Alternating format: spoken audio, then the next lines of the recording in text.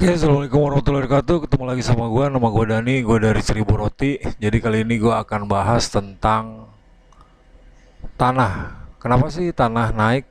Sebenarnya ada logika dasar yang baiknya kita pahami karena ya harap dimaklumi semua sales atau penjual botol kecap ini kadang-kadang dan memang bukan tanggung jawabnya untuk menjelaskan hal tersebut.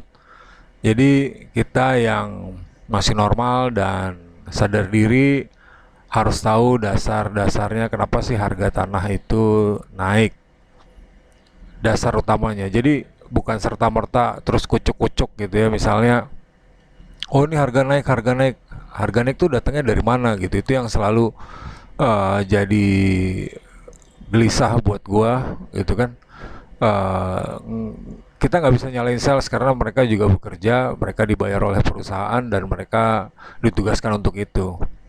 Dan salah satu orang pertama yang menggembar-gemborkan cara seperti itu juga kebetulan masih satu alma mater seingat gua. Jadi biar singkat, gua akan jelasin kenapa sih harga tanah naik gitu ya. Kita pakai logika sederhana, eh pakai logika kita pribadi lah. Jadi di sini akan gue gambar ya, misalnya ini rumah itu ya.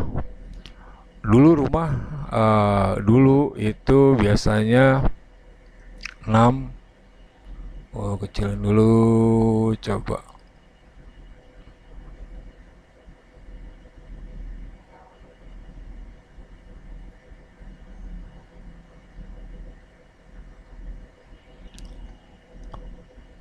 Atau gue undo, gue pakai drawing aja. Kayaknya 6. Oh, kecil banget. Brush size-nya gue gedein. Misalnya 6 kali 9 zaman dulu ya. Waktu dia posisinya begini, ini rumah zaman dulu. Oh, 6 kali 9, salah. 6 kali 15. Jadinya umumnya rumah itu 15 meter. Kalau sekarang kan udah nggak begitu. Turun lagi, dia jadi 6 kali 12 ya. Ya, terus sekarang turun lagi jadi 6 kali 10, jadi 60 meter persegi. Nah, perlu diingat waktu pas andai kan nih tanah lo gitu lah, atau ini rumah lo. Waktu ini rumah lo, waktu lo mau bangun atau kita bicara orang normal ya, bukan yang penting gue bisa tidur gitu ya. Ini biasanya kan lo ada di sini ada lo bikin misalnya, oh gue ini ada carport lah ya, ada carport gitu kan, atau garasi ya, kalau yang punya garasi. Makanya uh, di luar negeri kayak di Jepang gitu kan, lu kalau mau punya mobil bahkan disyaratkan lu harus punya garasi. Habis nih garasi, lu disyaratin lagi. Oh, bukan disyaratin, kita bicara balik lagi. Misalnya lu mau bikin kamar gitu kan, ya. Nah, terus di sini misalnya ada kita bedain warnanya, misalnya di sini ada kamar mandi gitu ya. Terus di sini mau ada kamar lagi lah gitu.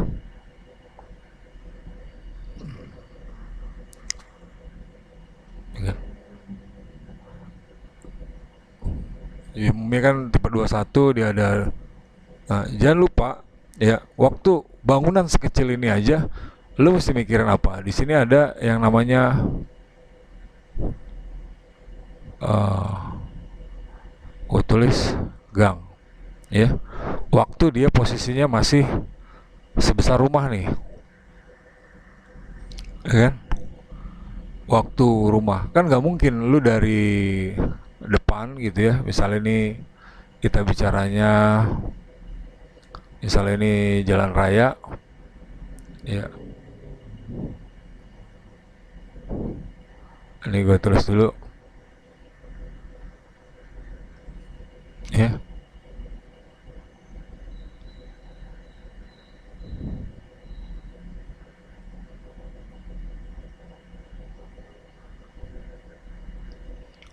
kecilin dulu jadi jalan ya. Lu masuk ke rumah nggak ada gangnya gitu. Gimana caranya lu masuk ke dalam rumah? Ini masih hal kecil, ya kan? Jadi di rumah aja lu mau ke belakang sini tanpa gang kan nggak mungkin. Oke, clear dari situ. Ya, ini masih rumah lu nih. Ya, ini jangan dibiasain ngambil di luar rumah lu karena lu rumah lu aja dikurangin lu nggak mau kan. Tapi jangan ngurangin haknya orang lain. Nah, biar kebayang nanti kita jelasin. Oke, waktu dia masih di rumah, ya, lu aja harus ngasih gang. Sementara waktu lu mau jual kan nggak mungkin gang ini tidak dihitung, yang dihitung hanya bangunan. Tapi pasti luas tanahnya tadi yang 6 kali 15 atau 6 kali 12 atau 6 kali 10. Oke? Jadi untuk lu mau jual rumah juga gangnya tetap lu hitung. Sekarang lu bisa bayangin kalau kita hapus dulu. Ini bor satu ya. Karena gue kecilin karena ini udah mulai agak gede dikit. Kita bicara misalnya itu gue belum bicara IMB ya. Itu kan tadi tidak sesuai IMB. Gue bicara misalnya klaster. Taruhlah luas tanahnya segini gitu ya.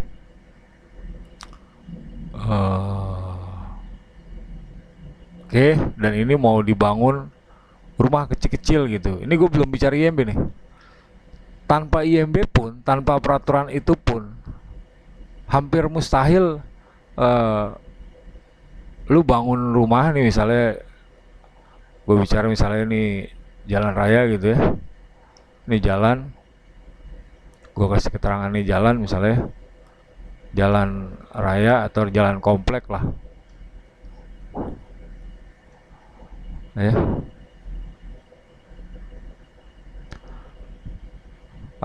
Mau masuk ke dalamnya pun nggak lu kasih gang, gitu ya. Nggak lu kasih gang nih di sini nih. Ya misalnya ini buat mobil masuk lah ya. Gue gedein atau gue bedain warnanya. Ya, nggak dikasih gang gitu. Terus di sini juga nggak dikasih gang, gitu kan? Eh, ini bicara nih rumah nih, ya, ini rumah. Ini misalnya yang ini gang nih, jalan masuk mobil, ya. Ini juga gang.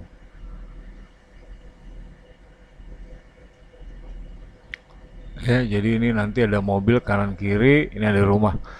Jadi tanpa diatur pun, lu pasti akan ngasih gang ini, ya kan? Nah, yang jadi pertanyaannya, waktu lu mau jual nih klaster, ya kan? Waktu lu mau jual nih klaster nih tanpa, ini di luar izin nih, di luar izin kita pakai logika sederhana aja. Misalnya luas tanah ini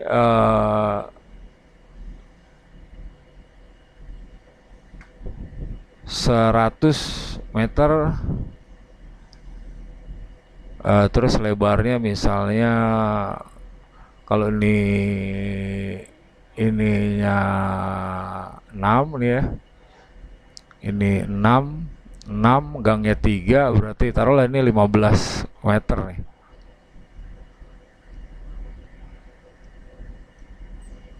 Ini di atas 6 ya, bawah 6 gangnya 3 berarti kan 12 tambah 3 ya.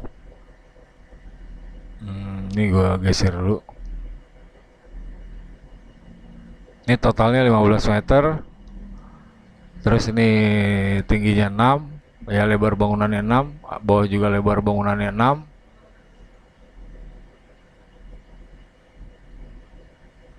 Ya. Terus gangnya ini 3. Ya berarti kan 6 tambah 3 12, 12 tambah 3 15. Taruhlah ini 100, ini 15. Ya kan berarti lu punya 1500 meter ya. Yang jadi pertanyaannya ini tanpa potong izin. Tanpa potong izin, tanpa biaya lain-lain gitu ya. Ini baru harga tanahnya aja. Berarti kan ada 1.500. Umpamanya harga 1 meternya 1 juta, ya kan? Waktu lu beli tanah nih, lu beli tanah 1 juta. Berarti kalau 1.500 meter sudah total tanah. Nih gua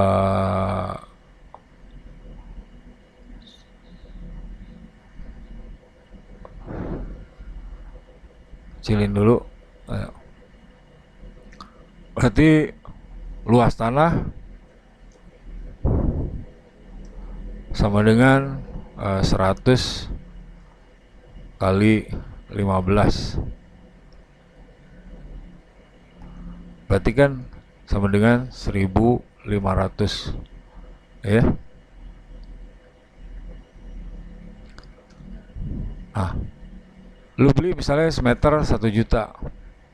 Misalnya nih, biar gampang hitungnya aja.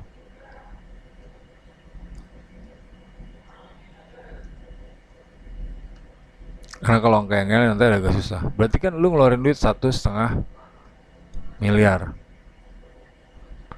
Iya. Ini nggak ngambil haknya orang nih. Masih di tanah lu sendiri aja, ya. Setelah dipotong gang nih ya. Gangnya berarti kan motong 6 meter kali 3 udah 18. Ini 3 meter kali 15, 3 meter kali 100 sudah 300 meter nih. Gangnya ini 300 meter. Yang ini tadi 3 kali 6 18, taruhlah berarti 320 ya. Apakah yang 320 meter ini yang buat gang tidak akan lu bebankan kepada tanah-tanah yang nanti lu jual ke klaster? Kan nggak mungkin. Kalau 300 meter aja. Kalau 300 meter kan berarti yang lu bisa bangun hanya dari 1.500 itu hanya ini dikurang gang 300 meter ya.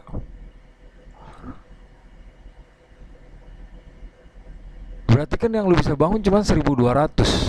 Apakah lu akan jual rugi darinya tanahnya 1 juta, semeter 1 juta, jadi tetap 1 juta lah misalnya. Lu tetap 1 juta, lu kan cuma bisa bangun 1.200. Kalau lu jual tetap 1 juta, berarti total duit yang lu terima cuma 1,2 miliar. Ini nggak mungkin. Jadi apa yang terjadi? Yang terjadi adalah yang 300 tadi dibebankan kepada seluruh rumah-rumah ini. Satu gitu kan. Terserah lah dia, entah apa yang ada yang di depan. Mungkin ininya ketentuannya beda-beda nih ketiga. Dibagilah ke seluruh rumah yang bakal lu mau jual. Jadi itu dasar sederhananya. Karena nggak mungkin lu tetap jual waktu lu beli 1 juta, ya kan? Sementara nanti dipotong gang ini 300 meter, ini 20, taruhlah 300 meter, berarti lu sisa yang bisa lu jual tinggal 1.200. Masa lu beli 1,5, lu jualnya 1,2? Itu hal nggak mungkin. Akhirnya apa? Seakan-akan tadinya harga tanah ini 1 juta, tiba-tiba jadi naik. Karena tadi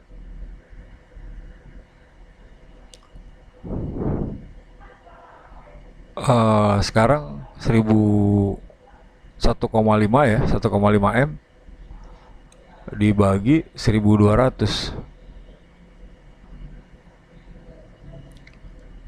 jadi 1.250.000. Jadi orang seakan-akan tadinya harganya 1 juta, sekarang 1.250.000. Yang enggak gitu. Karena ada bagian tanah yang nanti dipakai buat ganggang. Ini kan nanti ada got gitu ya. Kalau dia komplek, dia nanti ada yang namanya ada pekarangan dan lain sebagainya, ada drainase, ada trotoar gitu kan. Ini belum dipotong GSB. Nanti kita bicara. Ini masih lu punya tanah, lu bagi ya kan. Lu masa nggak kasih got? Lu masa nggak kasih jalan? Terus kalau lu nggak kasih got, nggak kasih jalan, yang punya rumah mau buang air kemana? Air ya air kotor ya, misalnya mandi gitu kan. Dan mau jalan lewat mana gitu. Itu yang pertama. Kan jadi tadinya 1 juta, ya kan lu belinya 1 juta, sekarang jadi 1,2 nih tuh. Jadi bukan seakan-akan terus harga tanah naik jadi, oh tadinya sejuta, oh sekarang di sana jadi 1,2. Enggak. Ini dasar pertama. Ini belum kita pakai, belum bicara biaya AJB, akta jual beli, belum bicara bank kalau misalnya pakai kredit dan lain sebagainya, belum bicara PBB, belum bicara BPT. Ini masih yang kecil. Sekarang lu bisa bayangin ya, saat ini adalah gua hapus dulu nih, sebuah komplek besar, ya kan? Ini gua hapus dulu.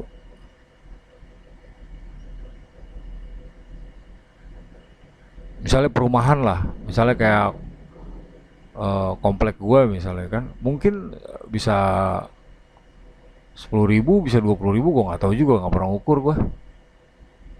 Belum lagi yang gede-gede lagi tuh. Oh ini kita hapus aja dulu lah semua. Ya. Ini kita bicara misalnya komplek besar, ya kan? Taruhlah bentuknya beginilah, ya kan? Dan ini nanti ada ratusan atau ribuan rumah-rumah kecil nih.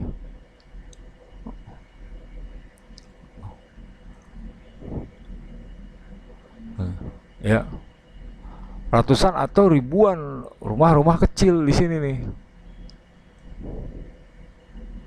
Misalnya satu blok segini, ini bisa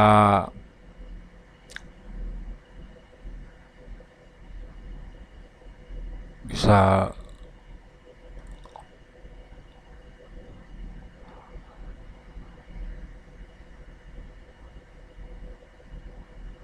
pakai garis, kita pakai ini aja. Bisa misalnya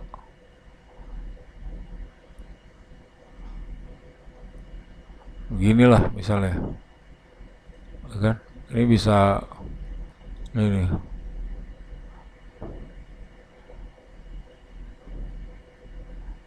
Itulah, lu bisa kebayang kan? Ini rumahnya berapa?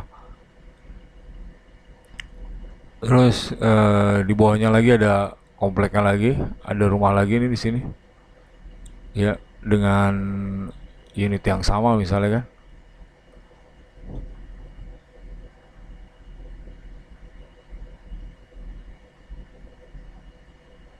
Ini gang ya, yang di tengah ini gang. Terus misalnya di sini ada lagi, dan ini aja jalan masuk ke lagi. Ya, ini baru yang pakai logika, belum belum ditambah aturan nih, belum ditambah aturan. Ya,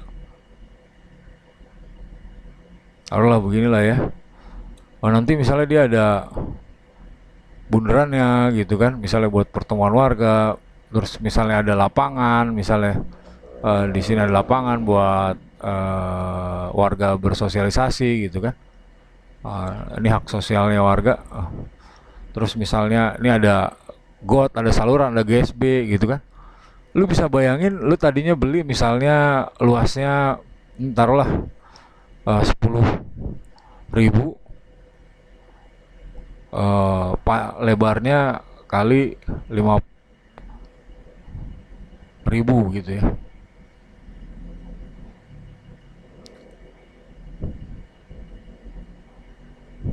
Ya, berarti ini aja sudah hampir berapa? 50 berapa sih? 10.000 gede juga ya. Kegedean lah kita ngaliin ya. Kita kecilin coba, misalnya 1.000 kali 1.000 lah. Kecil banget sih tapi 1.000. Ini umpama aja biar gampang itu ya. 1.000 kali 5.000 misalnya. 1.000 meter, 1.000 kali 1.000, 10.000, 10 hektar.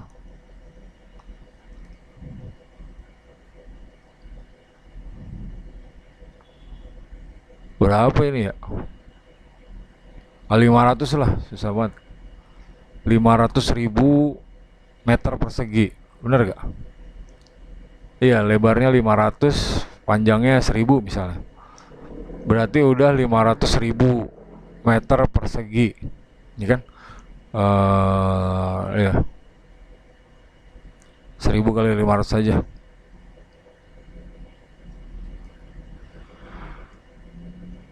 Ya.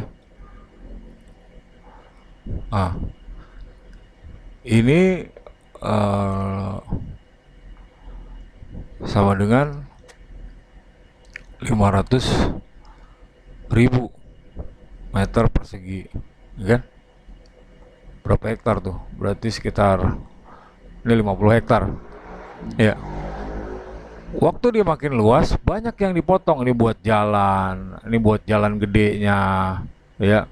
Misalnya di sini ada jalan gede, jalan utama ya, gede misalnya nih. Oh, ya Galaksi gitu ya, kalau di Bekasi kayak Sumarekon kan ada jalan gede nih, yang lebarnya mungkin 10 meter gitu ya, lebar jalan 10 meter kan. Lu bayangin dia udah kepotong berapa meter, kan nggak mungkin waktu dia beli 500.000 meter ini, misalnya harga semeternya sejuta, berarti kan 500 miliar ya. Terus dia mau jual setelah dipotong jalan, setelah dipotong taman, setelah dipotong trotoar, setelah dipotong got, setelah dipotong pemakaman. Ya karena ada kewajiban buat menyediakan tanah makam untuk komplek besar.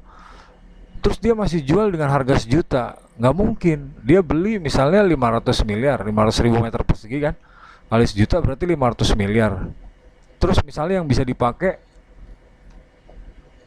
setelah dipotong semuanya, misalnya ya, dipotong jalan, TPU, kewajiban TPU nih, drainase gitu kan, drainase tuh got dan lain sebagainya, trotoar. Ini kepotong misalnya 200.000 lah, kita bicara biar agak ekstrim. Berarti sisanya dia kan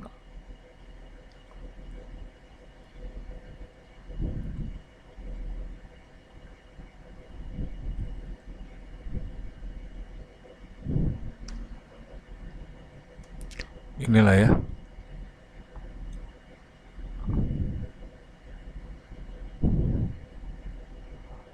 sisanya dia yang bisa dipakai kan cuma 300.000. Berarti sisanya sama dengan 300.000 ya. Dia beli 500.000, dipotong jalan, buat air, buat pemakaman, buat apa namanya tadi, lapangan, itu 200.000 meter persegi gitu. Kan nggak mungkin sisa lahan yang bisa jadi rumah 300.000 meter ini tetap dihargai seharga sejuta tadi. Berarti kan sekarang 500 miliar dibagi 300.000, ya kita asumsiin aja, bagi 300. Nah sekarang baru dipotong jalan aja, mau nggak mau tanahnya sudah berubah, harga modal tanahnya nih jadi 1,6 juta kan. Jadi kalau dibilang oh harga tanah, nggak selalu begitu.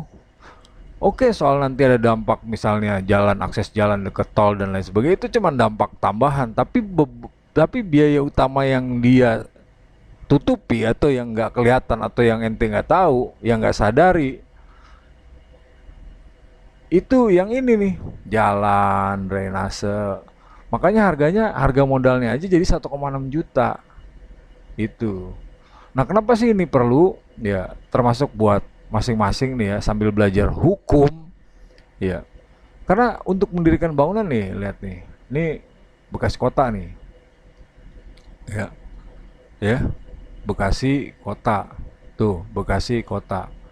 Ini ada dasar hukumnya. Oke. Ah, untuk mendirikan IMB ini punya Pemkot nih, ya.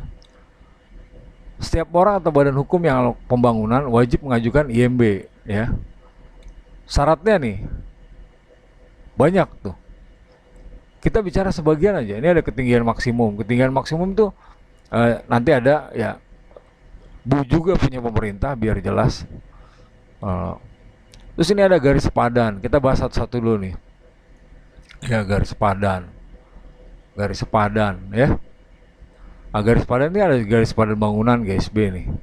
Tuh. Kita bicara satu dulu nih, garis sepadan. Garis sepadan itu ada garis sepadan bangunan yang disebut GSB nih ya. Kiri jalan tuh. Ada danau, ada sungai. Ini nih. Kita bicara dua aja nih, jalan dan sungai. Ya. Nah, ini cara menentukannya. Apa sih sepadan tuh? Batasnya batas dengan jalan depan. Sepadan belakang, jalan atau bangunan di belakangnya. Sepadan samping, jalan atau bangunan di sampingnya. Sepadan pagar tuh. Tuh. Ya. Ini garis sepadan bangunan. Ya. Biar sama-sama sadar nih. Nih. Ini punya Pemkot Medan. Ya, Dinas Pemkot Medan. Ya. Sini ada ketentuannya nih. Nih.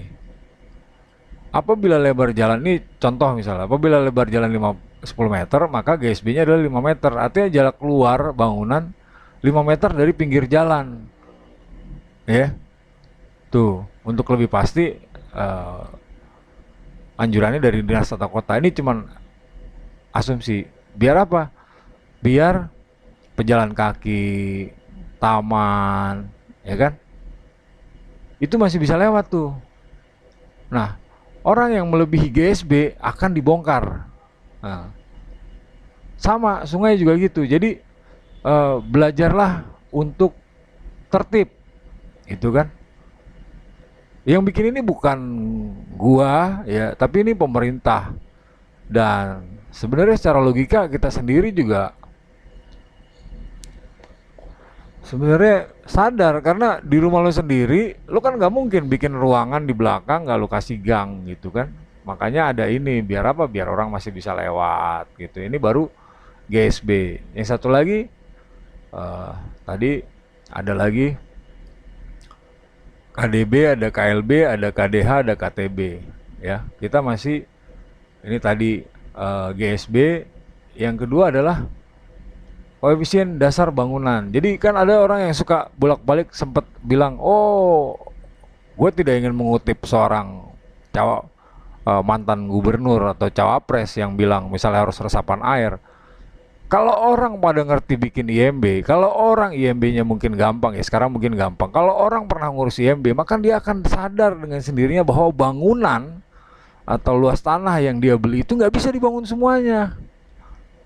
Orang yang berbicara bahwa oh gubernur iya harus ada resapan air, itu orang yang menurut gua lu nggak pernah ngurus IMB.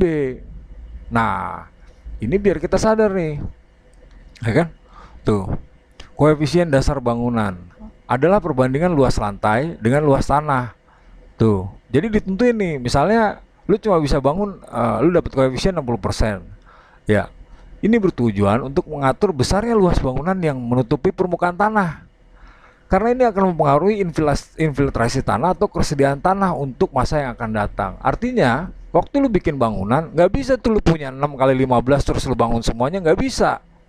Kalau lu pernah ngurus IMB, maka lu tahu bahwa setiap rumah itu harus ada tanah yang terbuka. Nggak bisa semuanya jadi beton. Itu. Bukan masalah yang sudah terjadi, nggak bisa juga. Kalau ini diajuin, misalnya di lingkungan lo ada yang begini gitu, lalu negara dalam hari ini Pemkot atau instansi yang berwenang berhak untuk membongkar bangunan yang menyalahi aturan, apalagi nggak punya IMB. Jadi kalau ada tetangga lu kanan kiri yang sudah toleransi, jangan lagi lu makan jalanan, gitu kan? Karena jalanan itu adanya di GSB nih. Udah rumahnya nggak ada parkiran, rumahnya nggak ada resapan air, gitu kan? Terus jalanannya lu sikat juga, kan? Tuh, ini misalnya gini nih. Ya, jadi kalau kita punya tanah 300 meter, terus ditentuin KDB-nya 60%, maka maka area yang dapat, nih baca ya, yang dapat kita bangun hanya 60 kali 300, 180 gitu ya. Artinya yang 120 harus resapan air. Jadi bukan si mantan gubernur misalnya, oh harus ada resapan air ya, enggak. Berarti banyak orang yang tidak mengurus IMB, atau IMB ini sosialisasinya dari zaman dulu sampai zaman sekarang belum nyampe ke telinga penduduk. Karena yang namanya rumah kalau mau teratur, itu pasti ada yang namanya resapan air. Nggak bisa semuanya ujuk-ujuk dibangun jadi beton. Oke? Nah ini lanjutannya nih. Lanjutannya apalagi sih? Koefisien lantai bangunan.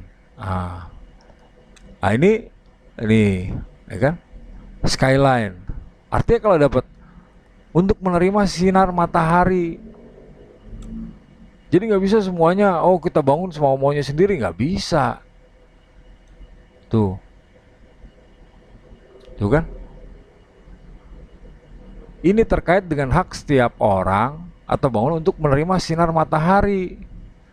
Jika bangunan memiliki tinggi yang serasi, maka bangunan di samping pun bisa menerima sinar matahari. Ini kan syaratnya tuh, KLB. Tuh. Ini KDB, ini KLB. Tuh. Habis itu ketinggian bangunan nih. Yang paling bawah ketinggian bangunan.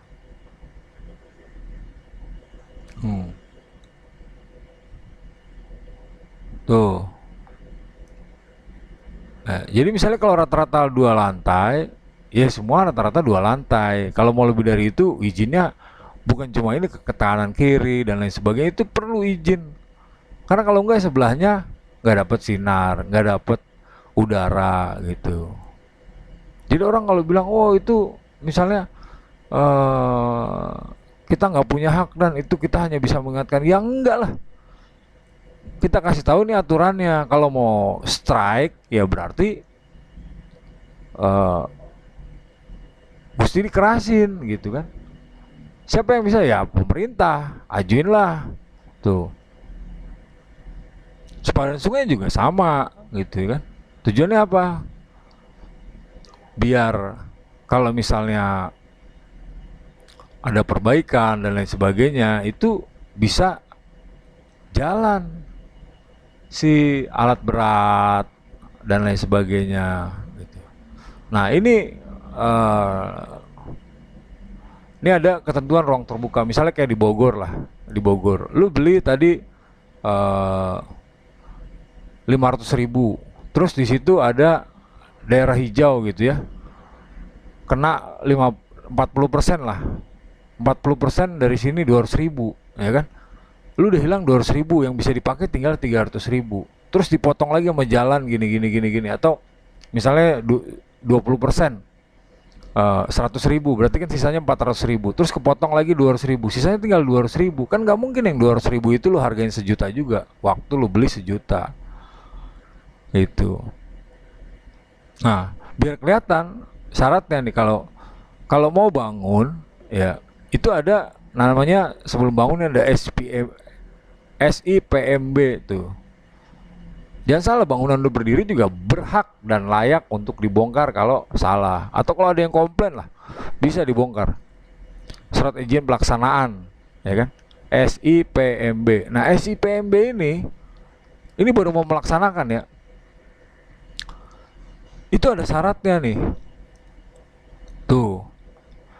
Persyaratan pengambilan SPMB, ada izin lingkungan ya kan, di atas 20 hektar tuh, oke. Ada SK penunjukan TPU tuh. Nah ini GSB nih, ada TPU tuh. Ada lagi syaratnya tadi TPU, makanya di sini tadi ada beban TPU. Jadi harga tanah itu naik ya, bukan karena harga tanah nanti naik, enggak, karena lu beli 500.000, 1 juta aja 500 miliar, tiba-tiba dipotong jalan, dipotong drainase, dipotong trotoar, dipotong TPU, ini belum biaya lain-lain gitu ya, baru izin dan sebagainya, sisanya tinggal 300.000. Dari situ aja udah berubah dari 1 juta jadi tadi 1,6. Ini belum biaya bangunan, belum biaya bank. gitu. Jadi dasarnya tanah naik itu ada gitu. Bukan ujuk-ujuk nih kan untuk luas tanah TPU di atas 1000 meter. Bayangin ada yang harus nyediain tanahnya di atas 1000 meter kan. Nah 1000 meter kalau 1 juta aja udah berapa? 1 miliar itu. Nah ini gambaran tentang GSB itu. Ya ini punya BPN nih ya. Ini rumah, batas rumah, ini halaman persil, ini GSB nih dari Sipatan Bangunan. Ya kan? Ini ada drainase, ya kan, pipa, gas dan lain sebagainya bisa di sini. Ini ada trotoar, ini ada bahu jalan. Ini kalau komplek gede lah. Ini ada lalu lintas jalan, ya. Uh,